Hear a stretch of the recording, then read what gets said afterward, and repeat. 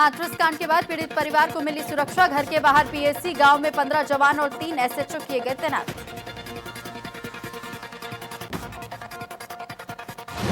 पीड़िता के भाई को अंगरक्षक के रूप में मिले 2 पुलिसकर्मी। घर के बाहर 1.5 सेक्शन पीएससी की 24 घंटे की गई तैनाती।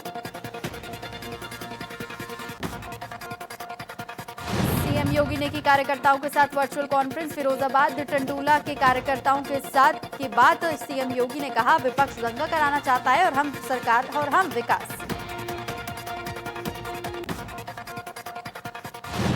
यूपी सरकार के हिंसा वाले दबाव में प्रदेश कांग्रेस अध्यक्ष अजय कावार। सरकार बताए जितनी घटनाएं हुई क्या सब में साजिश। कहा, सरकार अपनी गलतियों से सबक नहीं ले रही।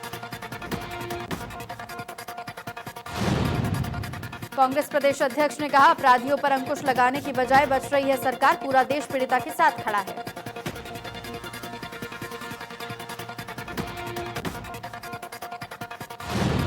बाराबंकी में सरकार के दंगे वाले दावों पर पीएल पुनिया का वार। दंगा भड़काने की साजिश का खुलासा फर्जी। पुनिया ने कहा कि बीजेपी का दलित विरोधी चेहरा सामने आया।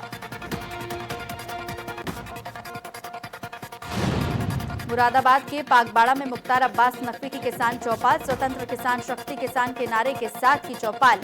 किसानों के पास कानून के बारे में दी जानकारी।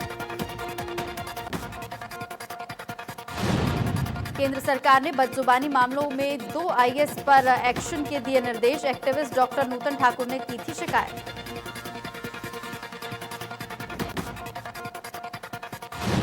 हाथरस के रालोद नेता जयंत चौधरी पर हुए लाठीचार्ज का मामला तूल पकड़ता जा रहा है। रालोद पुलिस कार्रवाई को लेकर गुस्से में है। खासकर पश्चिमी उत्तर प्रदेश में रालोद ने आंदोलन की तैयारी कर दी है।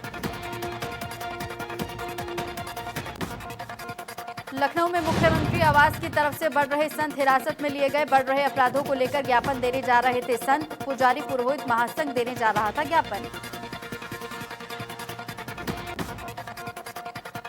बदायूं के सांसद संघमित्रा मौर्य ने किसानों की गलतफहमी पर बोलते हुए कहा कि असल मायने में किसानों को 2020 में आजादी मिली। अब तक किसानों को बिचौलिए द्वारा ठगा जाता था, अब ये नहीं होगा।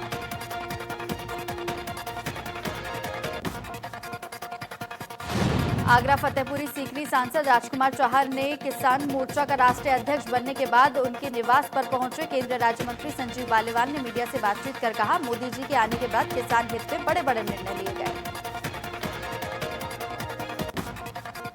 हाथरस मामले में संजीव बालिवान ने कहा कि जिस प्रकार जयंत चौधरी पर लाठीचार्ज हुआ वो इस लाठीचार्ज को ठीक नहीं मानते। हाथरस केस को लेकर कहा कि इसकी निष्पक्ष जांच होनी चाहिए। हाथरस केस के सहारे पीएम और सीएम योगी को बदनाम करने की साजिश का खुलासा। जस्टिस फॉर हाथरस विक्टिम के नाम पर बनाई गई वेबसाइट बंद। हाथरस गैंगरेप को लेकर सरकार का बड़ा दावा। विरोध प्रदर्शन की आड़ में सोशल मीडिया पर देश और प्रदेश में दंगे कराने और दंगों के बाद बचने का तरीका भी बताया गया था।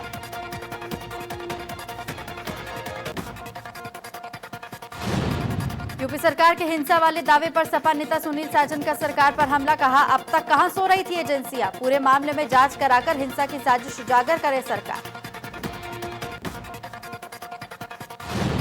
भीम आर्मी चीफ सहित 400 कार्यकर्ताओं पर मुकदमा दर्ज। चंद्रशेखर समर्थकों के साथ पीड़ित परिवार से मिलने पहुंचे थे।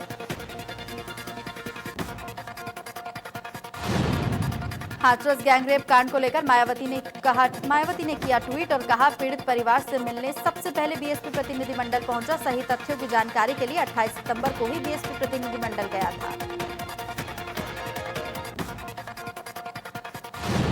बीजेपी विधायक सुरेंद्र सिंह के संस्कार वाले पर राहुल गांधी ने किया ट्वीट। कहा, ये संघ की गंदी अंध राष्ट्रवादी मानसिकता है। राहुल ने कहा कि पुरुष रेप करते हैं और महिलाओं को अच्छे संस्कारों की शिक्षा दी जाती है।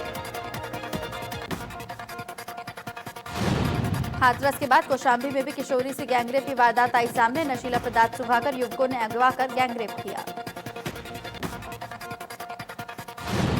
किशोरी की खोजबीन करते परिजन पहुंचे युवक के रिश्तेदार के घर। वहां किशोरी को बनाया गया बंधक।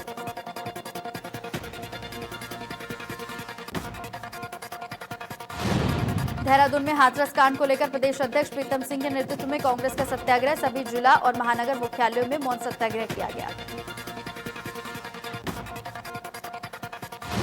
पश्चिम बंगाल के उत्तर 24 परगना जिले में बीजेपी नेता मनीष शुक्ला की गोली मारकर हत्या। राज्यपाल जगदीप धनखड़ ने मामले में एडिशनल चीफ होम सेक्रेटरी और डीजीपी को तलब किया।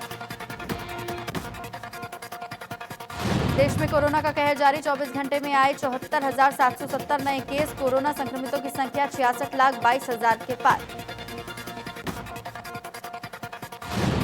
यूपी में 24 घंटे में कोरोना के 3,840 नए केस आए सामने। कोरोना संक्रमितों की संख्या 4,14,000 के पार। कोरोना से अब तक 6,000 से ज्यादा लोगों की हुई मौत।